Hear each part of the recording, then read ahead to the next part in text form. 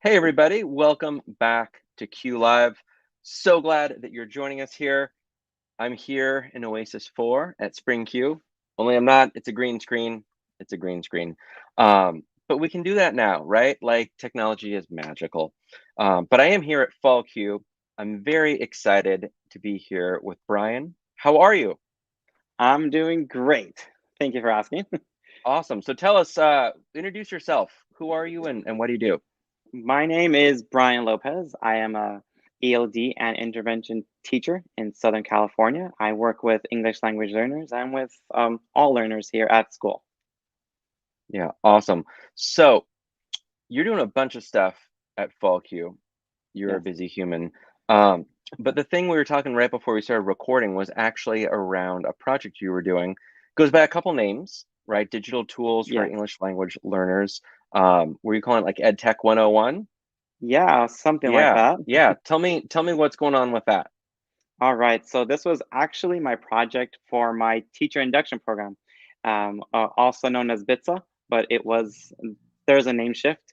And so with that project, it was part of my action research project where I challenged myself to have first graders act like they're sixth graders in the point where they have to talk about what career they wanted to do when they grew up. So I broke it down. We used Google Slides, we used Epic Books, we used various digital tools, and we used Flipgrid so we could record it all and just have a great career presentation. And it was so impactful that I felt like I needed to share that story with everyone that was willing to hear it.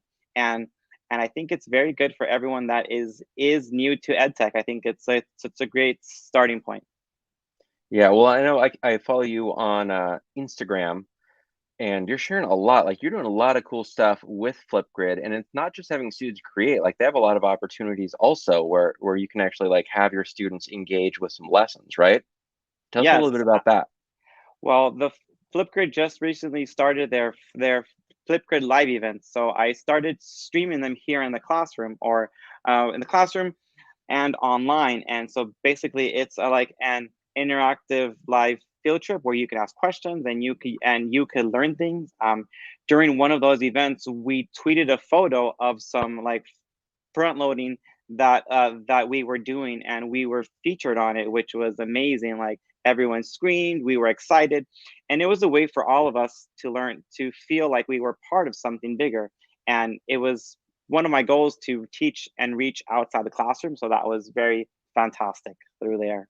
Yeah, that's so cool. I love that they actually like screamed with Yeah. excitement, right? Like to, Yes. because so often like you see, like join us for a whatever thing online, and so often it's just like it feels kind of passive, right? But Yeah. but to take it a step further and actually like, do like a pre-lesson, here's what we're going to be doing, and then share it, and then actually to get Yeah. featured with that is so cool. And even simple things like you take selfies with the screen, you're just like, Yes, we those take are so selfies. fun. Like it makes it feel like a real event because it is a real event, right? And it Yeah. really does. I love how you put it, like connect your students with something bigger, right? Like that's such a powerful thing, and Yeah. to take something like Flipboard Live and be able to do that is so cool. Yeah, it's really cool because my students, they're the ones they're starting to learn English, so it's kind of hard to like fit in.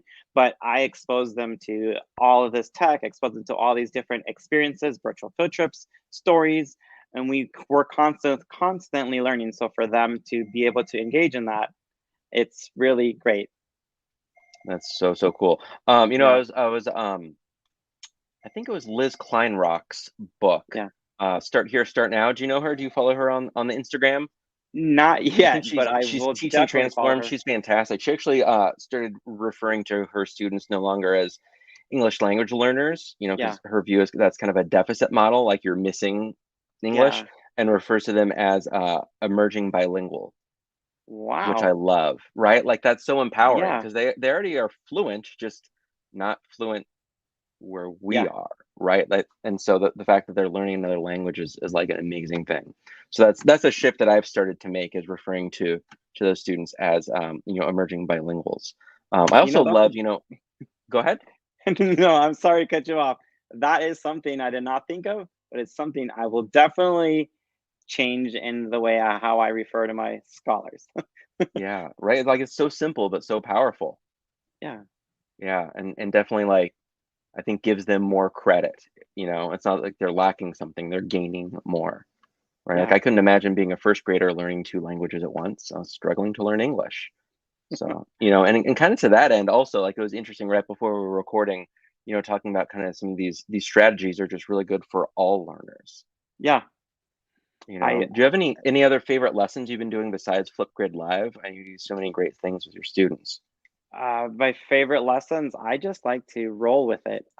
For example, when we had the California fires last year, the students were all thinking like, "What's going on?" And I read them a book, I showed them a book, and they were all able to connect to that idea because it was something live. It was something that was happening in their own backyard, and I think that alone it sparked their interest and they made a connection to it, which allowed them to learn. So that was like a real modern day current event. And another connection that I learned last year is when we were celebrating Chinese Lunar New Year. I might say it wrong.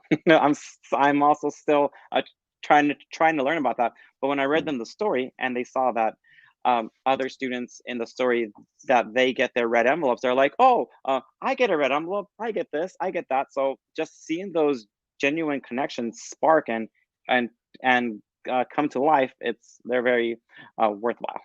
Yeah, I love that so much. And it's not so much about like you have this project you're going to do with them, or even like it's a specific workflow. It's just being open to what your students are interested in and Yeah, being willing to engage with them.